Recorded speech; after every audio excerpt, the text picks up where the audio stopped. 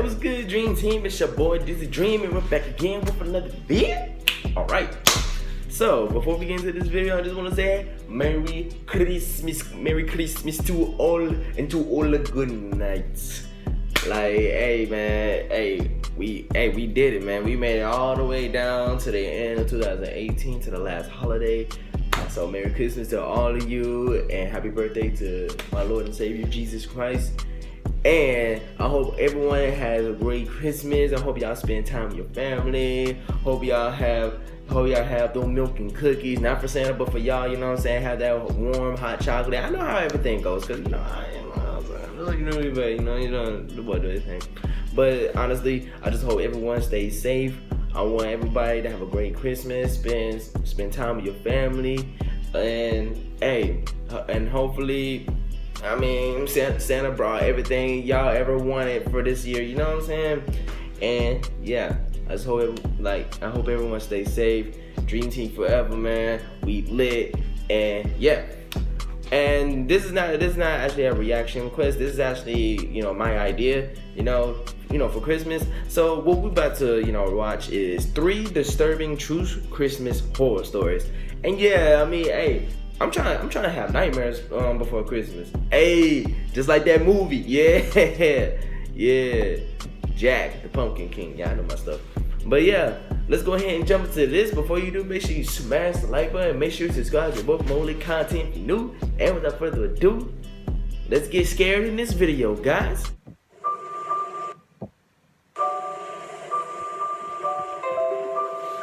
Oh yeah, if you're hearing that, I'm getting a whole bunch of notifications, and it's a lot. I won't be able to clear them all, so just bear with me on that. My immediate family always hosted Christmas when I was younger.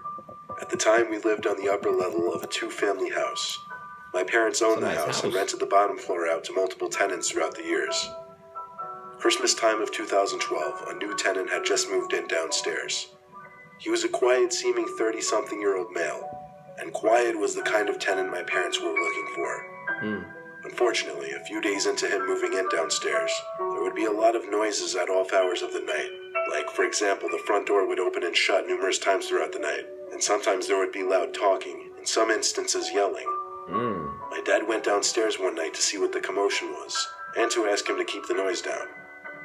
That was the start of my dad's suspicions about that guy downstairs. Fast forward to Christmas Eve night. We had the whole family over, dining room table stretched out with all 20 seats taken. My Uncle Jake is a heavy smoker, so he goes outside to smoke several times throughout the night. After our main course, Uncle Jake went outside for yet another smoke. He mistakenly left his phone on the table, however, and when it rang a few times after he went outside, my dad ordered me to go run his phone to him outside. So I grabbed his flip phone and ran it down the stairs. However, before I went out the front door, I stopped to notice the back door was open. See, when you walk into the house, there's a little hallway with 3 doors. One door which led to the downstairs apartment, the front door, and then a hallway that stretched to the back door. The back door was open, so I figured my uncle went out back.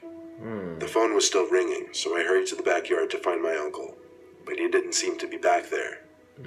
Just when I was about to give up, I heard someone in the shed, and the shed door was open. I called for my uncle, and someone came out of the shed. It was too dark to see him, but I was pretty sure it was my uncle. He started walking over to me fast. At first, I assumed because he wanted to answer his phone in time, but when he got close enough to the lights from inside of the house, I could see his face. It wasn't my uncle, but rather the tenant from downstairs. For some reason, the way he was approaching me I found intimidating, so I turned and ran for the door. I slammed it in that man's face and went to the front yard, where I found my Uncle Jake smoking. I stood by him and told him about the downstairs tenant, and how he seemingly just charged at me. My uncle is the kind of guy to not really take things I say seriously, or he's just not that kind of person to confront someone. Of course. I stayed with him until he finished his smoke because I was uncomfortable.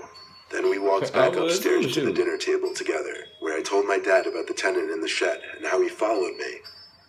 There was a silence at the table, and my dad seemed a little concerned, but I guess he didn't want to ruin the remainder of our Christmas dinner, so he waited until we were done to check outside. When he came back up, he said the neighbor wouldn't answer his door, but that the shed outside was shut. A couple hours later, the last of our family left, and my immediate family started getting ready for bed. I stayed up in the living room by the fire and I tree can't have because I people liked the living light in my, when the two came under off. me, bro, under my house and I stuff watched like a that. Christmas movie. Especially, I I don't guess know I what your nodded off at intentions some are. point Come on while now. watching it. However, I do remember waking up suddenly from a kind of half sleep and hearing a creaking on the stairs. Oh God. I was too tired to move from my laying position. Plus, I assumed it was just my mom, dad, or sister. Not to mention our giant Christmas tree blocked my view of the stairs. We had all carpeted floors upstairs, so I couldn't hear whoever it was roaming around. But I heard a door down the hall open, probably my sister going back to bed. By now, the fire seemed to be almost dead, and the movie I was watching was over. The clock under the TV read 1 in the morning. I figured I'd just stay on the couch at that point because I was so comfortable. A few minutes later, I heard something rustling by the tree. It sounded like an ornament fell off of it. Oh God. Someone had definitely walked into it. I flipped on my side and looked at the tree, but it was as still as it always was though. I flipped back on my other side, eyes still open, and saw a man standing over me, bending slightly. God. Of course, initially my first reaction was to scream.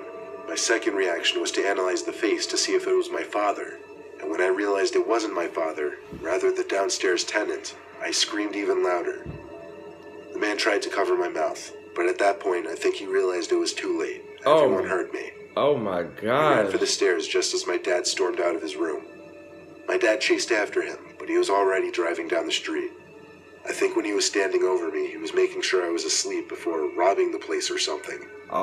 Fortunately for us, my parents had copies of his ID and other important information, which my parents used to find him and sue him for breaking and entering. Good. And we won the case in a landslide. Good. Don't let that take away from the fact that it was still an insanely scary thing to go through. Oh, trust me, I know. Man, I ain't never gonna have nobody under my house, man. If I don't know who you are and I don't know what your intentions are, but get the stepping, because I ain't having that. I ain't having that. It was Christmas Eve of 2015. No, I sir. had recently gotten a new job as a psychiatric nurse, but I had to start with the overnight shifts, and that included Christmas Eve night, which was a Thursday. Well, technically it was a Friday by the time I arrived at work. But anyway, most of my shifts are slow and boring, with a lot of sitting around a computer for most of the night, since most of the patients are asleep during the hours that I was there. Occasionally I'd have to check on patients and observe their behavior, or deal with patients who would become restless in the middle of the night. Dealing with so many people with mental disabilities at once was a lot to take in at first, but the Christmas decorations scattered throughout the building brought a little extra cheer to the place. At night, the main lights in the hallways go out and a dim set of lights turn on. These dim lights mixed with the Christmas lights that had been hung up all over the place created a more relaxed, comfortable setting.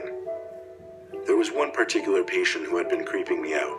Her name was Abatha.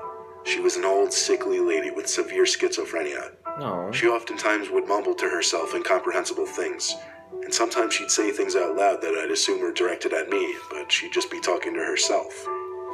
It was about 3 in the morning when I went to go check on Abatha, who had been awake the whole night. I came in and asked if she needed anything, and she just looked at me with a horrific smile and laughed.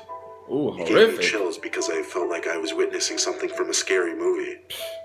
She looked away from me and started muttering something.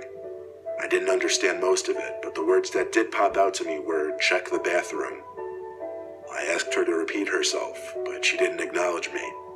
She just turned to her side and rested her head on the pillow. I tried to get her to confirm she wanted me to check the bathroom, but she wouldn't answer now. So I checked the bathroom across from her bed in her room, but as I expected, there was nothing out of the ordinary. Of course. I left her room and went back to my desk in the hall.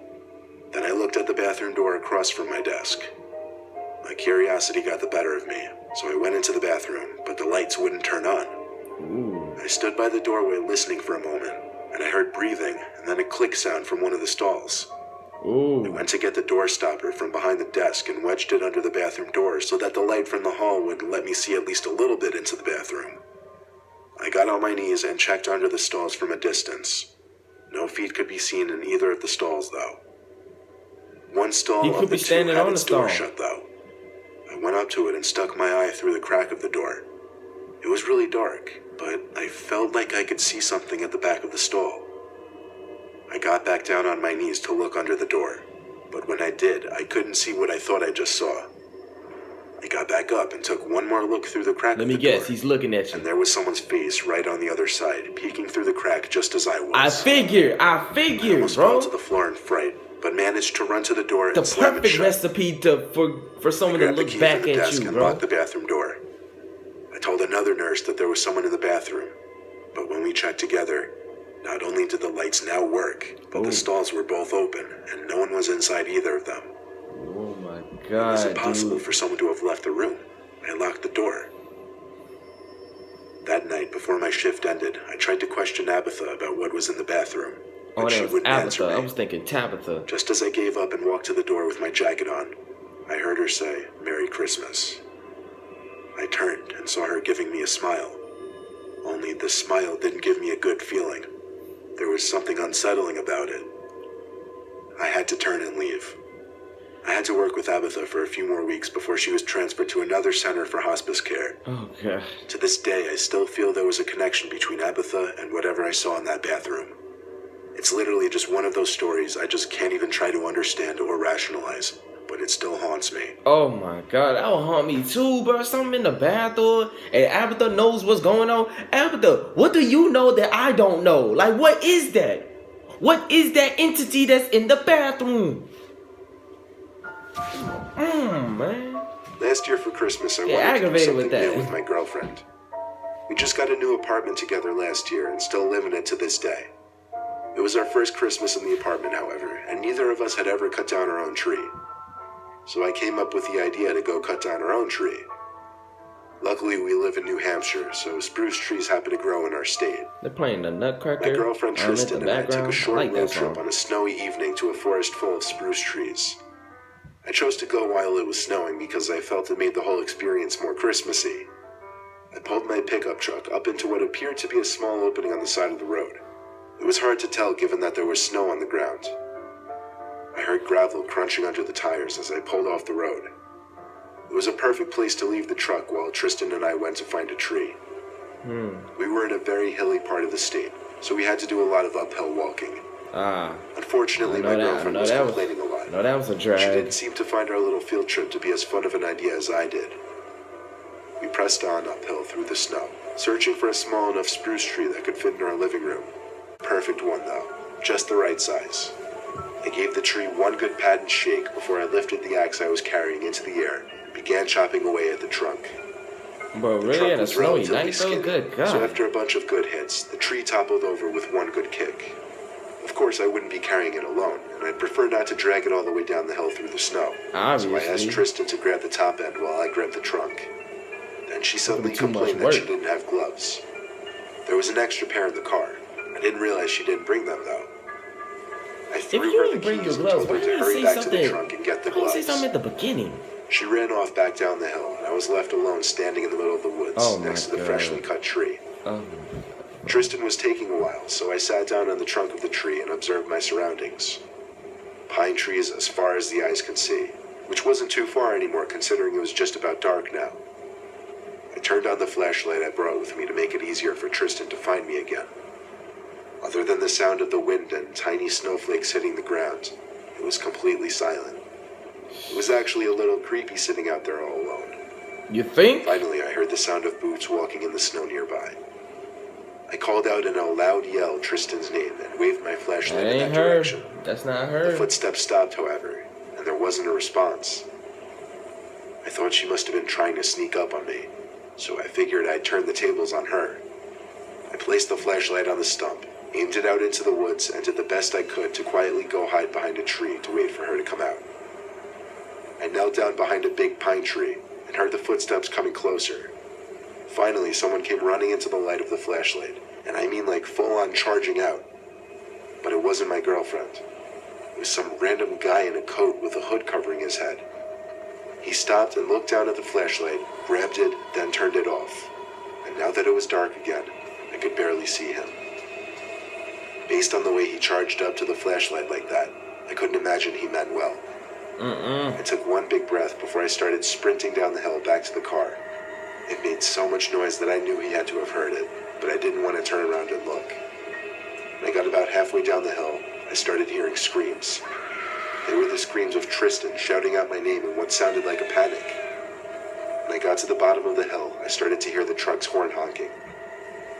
Oh I made it God, to the bro. truck and jumped into the driver's seat. Tristan was sitting in the car waiting.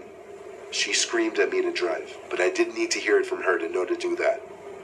As I drove the truck out of that little clearing, we both looked back and saw a man standing where my truck was not even 5 seconds ago, watching us drive away. It was a long drive home, but by the time we got back to our town, we stopped at a Home Depot and picked up a tree there. Never again will we attempt to cut down our own tree. Good, man. You think I'm gonna be out there cutting a tree? Bro, you think I'm gonna be out there cutting a tree where there's no telling what could be out there, especially in a cold, dark winter night, man? Christmas night, bro. Like, oh my gosh, bro. Like, y'all got me messed up, man. Like, yo, man. I mean, yo, bro. Hey, man. Hey, dude. Hey, I don't know what to do. I don't know what to do about that, man. Look. And look. I've seen a lot of horror movies to know what not to do during situations like that or other situations that's not Christmas related. Man, I've seen so many scary movies, man. The first instinct, matter of fact, speaking of scary stuff, bro, if y'all went on my Instagram, bro, and y'all looked at one of my posts that I posted I don't know how long ago, bro, we got ghosts in the house, bro. If y'all don't believe me, I'll put the picture right here, bro. I'll put the picture right here. If y'all mean to tell me y'all don't see that face right there, bro? Y'all don't see that face right there? I don't know what's going on, but that jump be scaring me, bro. I don't know, man. Somebody call Ghostbusters. Somebody call the Ghost Hunters, man. Somebody call the Paranormal Hunters. I don't know, man. Somebody call somebody, cause I can't sleep. I can't sleep comfortably with that running around in the house, okay? I'm just saying, that's just ridiculous, man. Good God Almighty. You know what? I ain't gonna play with y'all like that, man. I ain't gonna play with y'all that. Hey, for everybody who's seen this picture already, I photoshopped it, man. Hey, look, man. Hey. I'm coming in with the pranks before we go into 2019. You know what I'm saying? I'm gonna try my best to get these pranks in.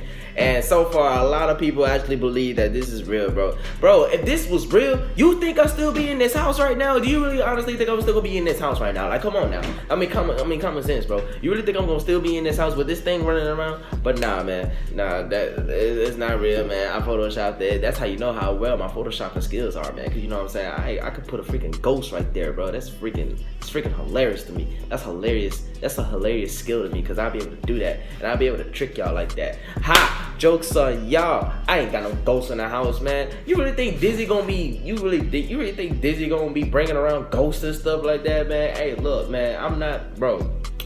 I don't bring entities up in here, man. The only entity that I would ever bring was like it's like a good spirit or a passionate spirit or anything positive. You know what I'm saying? But either way, this is just a prank, y'all, man. Hey, I prank most of the people on my IG and my Snapchat. Hey, they honestly believe that this is legit, but it's not, bro. It's not. I told some people that it wasn't legit, but hey, I had to tell all y'all because I don't want y'all to be thinking I'm living in a house with a ghost, you know what I'm saying?